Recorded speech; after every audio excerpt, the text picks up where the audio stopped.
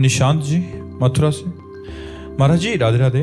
महाराज जी मेरे मन में कई दिनों से विचार आ रहा है कि मैं फालतू की चीजें, हंसी मजाक, बेकार की बातों को छोड़कर भगवान के चिंतन में अपने समय को लगाऊं। महाराज जी पर मेरे को फिर डर भी लगता है कि मैं हंसी मजाक के बिना रह पाऊंगा, इन सब आदतों को छोड़ के बिना रह पाऊंगा। तो ऐसे में महाराज जी बड़ा संशय आत्मा। ये मन डरवा रहा है, आप थोड़ी डर रहे हो, आपको मन डरवा रहा है। सद्बुद्धि ने आपको बहुत अच्छी प्रेरणा की कि जिस समय आप फालतू का समय नष्ट करते हो उस समय आप नाम जप करो, शास्त्र स्वाध्याय करो, सत्संग सुनो, परोपकार के विषय में चिंतन करो, माता पिता की सेवा के विषय में चिंतन करो। ये जो मन है ना, यही डरवाता है। कहीं मैं भजन करने लगा तो ऐसा ना हो जाए, कहीं ऐसा नहीं है। हंसी मजाक से ज्यादा सुख मिलता है भगवान के भजन में। हंसी मजाक तो बाहरी मायाकृत है, भगवान का सुख सच्चिदानंद है। तुम डरो मत, नाम जप करो। खाली समय में अधिक से अधिक राधा राधा राधा राधा, कृष्ण कृष्ण, राम राम, शिव शिव, हरि हरि, जो नाम प्रिय हो खूब नाम जप करो। ये डरो मत। अगर नाम जप करोगे तो भगवान की लीलाओं में हंसी आने लगेगी, परमानंद में बन जाओगे। आप चिंता मत करो, भगवान जैसा दोस्त नहीं कोई है, वो हर समय हमारे अंदर ही बैठे हुए हैं। नाम जप करोगे पता चल जाएगा। शोभा जी राजस्थान से। राधे राधे महाराज जी। महाराज जी प्रतिकूल परिस्थिति में भगवान का सुमिरन तो बना रहता है, किंतु अनुकूल परिस्थिति आने पर वैसा नहीं बनाता। महाराज जी दुख आने पर हमें केवल भगवान का रास्ता ही दिखाई देता है, तो क्या हमें अपने लिए दुख और विपत्ति ही भगवान से मांगनी चाहिए? मांगने की जरूरत नहीं है। दिन और रात्रि एक क्रम है, कभी दिन आता है कभी रात्रि आती है। ऐसे ही शुभ कर्म का फल अनुकूलता आती है तो अशुभ कर्म का फल प्रतिकूलता आती है।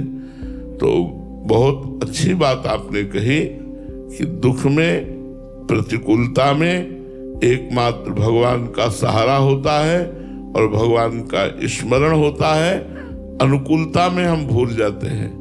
क्यों? क्योंकि अनुकूलता का हम भोग करने लगते हैं, प्रतिकूलता का भोग कर नहीं सकते। क्योंकि दुख है तो भगवान की शरण में जाते कि आनंद सिंधु भगवान अपने शरणागत को दुख से बचा लेंगे, तो उन्हीं को पुकारते हैं, उन्हीं का स्मरण करते हैं। लेकिन जब अनुकूलता मिलती है तो उस अनुकूलता का हम भोग करने लगते हैं। बस ये बात छोड़ना है। अनुकूलता का भोग ना करें तो जैसे प्रतिकूलता में भजन होता रहता है वैसे अनुकूलता में भजन होगा। ये आपकी ध्रुव सत्य बात है कि प्रतिकूलता में बहुत अच्छा भजन होता है। ये अपने जीवन भर के अनुभव की हम भी बात करें। लेकिन अनुकूलता का भोग ना किया जाए तो प्रतिकूलता में जैसा भजन होता है वैसा अनुकूलता में भी होगा। अनुकूलता का भोग करना त्याग कर दे। आई है अनुकूलता तो परिवार, संसार, साधु महात्मा, गौ सेवा, इसमें अनुकूलता को हम बांटें। अनुकूलता का स्वयं भोग न करें, भगवान की दया का दर्शन अनुकूलता में करें और भगवान की कृपा का दर्शन प्रतिकूलता में करें। और निरंतर भजन का ऐसा अभ्यास करें कि अनुकूलता और प्रतिकूलता दोनों में हमारा भजन अबाध चलता रहे, अखंड चलता रहे। विष्णुकांत जी राधे राधे। महाराज जी, महाराज जी सभी शास्त्रों और वेदों का सार क्या है? भगवान का अखंड स्मरण, संसार का, शरीर का विस्मरण। शरीर और संसार का विस्मरण और भगवान का अखंड स्मरण। अब उसे चाहे आत्मस्मरण कहो, आत्मरति कहो, या कृष्ण रति कहो, या राम रति कहो, सब शास्त्रों का फल है भगवान में प्रेम हो जाना। जोग कुजोग ज्ञान अज्ञानु, जहाँ नहीं राम प्रेम पर धानु, सो सब धर्म करम जरि जाऊ, जहाँ न राम पद पंकज भाऊ। वो धर्म कर्म सब जल जाएं जो भगवान का प्रेम न प्रकट करे। वो जोग कुजोग है, वो ज्ञान अज्ञान है जो भगवान से प्रेम न करा पावे। तो सब साधन का और सब शास्त्रों का यही सुंदर फल है कि प्रभु के चरणों से प्रेम हो जाए, आत्म प्रेम हो जाए, आत्मरति हो जाए। यदि ये नहीं हुआ तो सब शास्त्र स्वाध्याय और साधना निष्फल गए। सब शास्त्रों का फल है निरंतर भगवान का स्मरण होता रहे, भगवान से प्रेम हो जाए। विशाल सिंह जी, महाराज जी, भक्ति में दैन्यता क्यों आवश्यक है? क्योंकि जो प्रेम है वो जल की तरह उसका स्वभाव है। जैसे जल को छोड़ो तो जहां नीचा होगा वहीं जाके रुकेगा, ऐसे प्रेम उसी के हृदय में जाएगा जहां दैन्यता होगी। अगर अहंकार है तो प्रेम का पान नहीं कर सकते। पान करने के लिए ऐसे होता है, ये मुद्रा दैन्य है, ये मुद्रा अहम की है। अगर प्रेम पान करना है तो दैन्य होना ही पड़ेगा, क्योंकि प्रेम का स्वभाव जहां दैन्य होता है उस हृदय में जाता है। इसलिए दैन्य आवश्यक है। अहंकारी को कभी प्रेम नहीं होता और प्रेमी को कभी अहंकार नहीं होता। अहंकार जन्म मरण का हेतु है और दैन्यता भगवत प्राप्ति। यही दरबार दीन को आदर रीत सदा चली आई। जे दीन प्यारे वेद पुकारे द्रवहु सुश्री भगवाना। जिसे दीन प्यारे है, दैन्यता प्यारी है, भगवान को दैन्यता प्यारी है, इसलिए दैन्य हो तो प्रेम आ जाए। अहंकार को कभी प्रेम नहीं होता। अहंकार तो संस्कृति मूल शूल प्रदनाना, सकल शोक दायक अभिमाना, ताते करें कृपा निधि दूरी, सेवक पर ममता अतिभूरी। अहंकार को तो दूर भगाओ तभी बात बनेगी। अहंकारी है तो दुख ही दुख है, दूसरों को भी दुख और अपने को भी दुख। विकास जी, जयपुर से।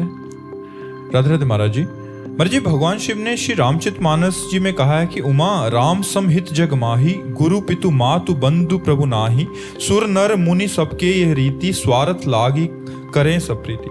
गुरुदेव, सबके लिए कहा, उसमें कोई संशय नहीं, परंतु गुरुदेव के लिए क्यों कहा महाराज जी? ऐसा मन में एक आता है। यहाँ गुरु का शब्द संत सदगुरुदेव से नहीं है, यहाँ सदगुरुदेव से नहीं, यहाँ गुरु का शब्द गुरुजन से है। जो बड़े बूढ़े जन हैं उनको गुरुजन कहते हैं। यहाँ ब्रह्म स्वरूप गुरुदेव से नहीं है, क्योंकि मोते हैं अधिक गुरु ही जिए जानी, उसी रामचरितमानस में लिखा हुआ। मोते हैं अधिक गुरु ही जिए जानी। मेरे से भी बढ़कर अपने गुरु को जानना चाहिए। भगवान के वचन है, मोते अधिक गुरु ही जिए जानी। जो सदगुरुदेव भगवान हमें नाम मंत्र उपदेश कर रहे हैं, यहाँ उन गुरु का नहीं, ये गुरुजन शब्द का है। बाबा दादा पर बाबा नाना नानी, इन गुरुजन शब्द का है। उमा राम सम हित जग माही, गुरु पितु मातु बंधु को नहीं। गुरुजन बाबा दादा नाना पर बाबा आदि, या माता पिता आदि, या कोई रिश्ते नाते, कोई ऐसा नहीं जैसा भगवान कृपा करते हैं, जैसा भगवान प्रेम करते हैं। लेकिन भगवान से भी बढ़कर अगर किसी को पद दिया गया है तो स्वयं भगवान ने कहा, मोते ही अधिक गुरु ही जी जानी। सातों सब मुहिमे जग देखा और मोते अधिक संत कर लेखा। तो वहाँ संत सदगुरुदेव के लिए नहीं है, वहाँ पूज्य जनों के लिए है, बड़े बुजुर्गों के लिए है। अंशु कुमार जी, बिहार से। महाराज जी, विवेक की प्राप्ति कैसे होगी? विवेक हमेशा बना रहे, ये कैसे संभव है? बिन सत्संग विवेक न होई, राम कृपा बिन सुलभ न सोई। बिना सत्संग के विवेक नहीं होता और बिना भगवान की कृपा के सत्संग नहीं मिलता।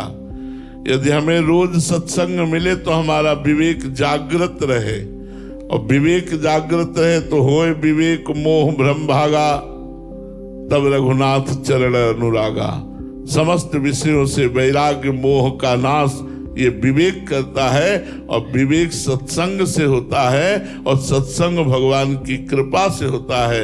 इसलिए शास्त्र का स्वाध्याय करो, संतों का संग करो, जिससे तुम्हारा विवेक बढ़े और विवेक नवीन और बलवान बना रहे। जो विषयों को काट करके भगवत प्राप्ति का रास्ता पुष्ट कर दे, उसे विवेक कहते हैं। जो सार असार का हर समय ज्ञान बना रहता है। अविनाश कुमार जी, झारखंड से। महाराज जी, साधक के जीवन में ऐसी क्या कमी रह जाती है जिसके कारण वो श्री जी के और पास नहीं पहुंच सकता? भोग, भोगों में प्रियता। इंद्रियों के भोगों की प्रियता के कारण वो प्रियाजू के समीप पहुंच करके भी उनका दर्शन नहीं कर पाता। देखो, वृंदावन धाम प्रियाजू का महल है, वृंदावन के रसिक जन प्रियाजू के निज जन है। शिव विरंच जिस रज की वंदना करते उस रज में हम बैठे हैं, फिर भी हमें प्रियाजू के दर्शन की प्रबल लालसा नहीं, प्रियाजू से मिलने की चाह नहीं, प्रियाजू के मिलन की बात नहीं। क्यों? क्योंकि अभी कोई भोग है ऐसा जो मुझे प्रिय लग रहा है।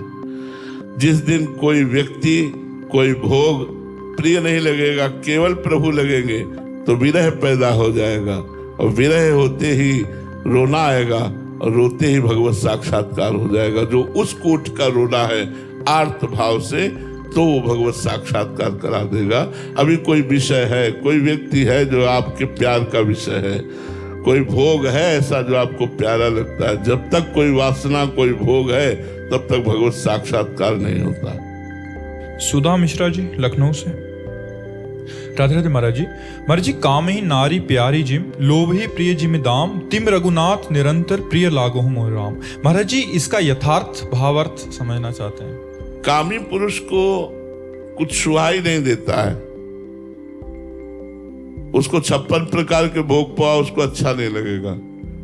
उसको स्त्री की चर्चा, स्त्री भोग विलास की बातें, ये उसको बहुत प्राण प्रिय लगती है। और जिस स्त्री से उसका राग होता है, उठते बैठते चलते फिरते खाते पीते वो उसी स्त्री का चिंतन करता रहता है। इसका गोस्वामी जी ने अनुभव किया है स्वयं। अपनी पत्नी में बहुत अनुराग था गोस्वामी जी का, यहां तक कि जिस दिन से ब्याह करके आई थी उस दिन से मायके नहीं भेजा था। बोले जी नहीं सकते आपके बिना। तो गोस्वामी जी ने अनुभव किया कि कामी की हर समय वृत्ति स्त्री में लगी रहती है।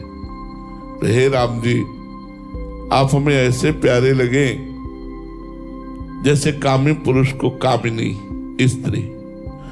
और लोभी पुरुष का हर समय धन में मन लगा रहता है, कितना हो गया, इतना बढ़ाना है, वो सुरक्षित रहे।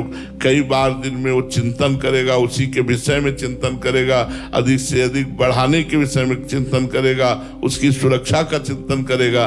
तो जैसे लोभी पुरुष धन बढ़ाने, धन की सुरक्षा और धन का चिंतन करता रहता है, ऐसे हे राम जी, आपका नाम जप बढ़ाने, नाम जप की सुरक्षा और नाम निरंतर चलता रहे, ऐसे हम पर कृपा कर दो कि जैसे कामिनी से कामी की प्रीति होती है, लोभी से धन का जैसे चिंतन होता है, ऐसे हे प्रभु आपकी प्रीति और आपका निरंतर चिंतन हमारे हृदय में चलता रहे। कामी नारी प्यारी जिम, लोभी जिम प्रिय दाम, तिम रघुनाथ निरंतर प्रिय लागो मोहि राम।